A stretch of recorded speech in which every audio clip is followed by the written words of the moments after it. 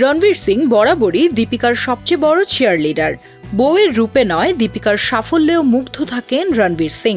দীপিকাকে Mrs Ranbir Singh বলায় স্বচ্ছন্দ নন তিনি, বরং নিজেকে মিস্টার দীপিকা পাডুকোন বলে থাকেন তিনি। আর এবার দীপিকার মুকুটে জুড়েছে নয়া পালক। হেডলাইনের গ্লোবাল ডিস্টার্বস 2024 এর তালিকায় প্রথম ভারতীয় হিসেবেই জায়গা করে নিয়েছেন হবু মা।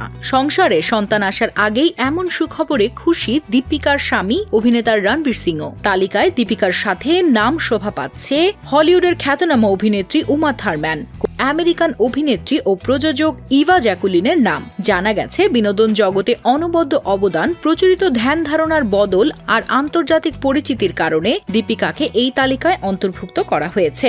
এদিকে স্ত্রীর এমন সাফল্যে ইনস্টাগ্রামে পোস্ট করেছেন রণবীর সিং। ক্যাপশনে লিখেছেন, বেবি মাম্মা কাঁপিয়ে দিয়েছে পুরো বিশ্ব।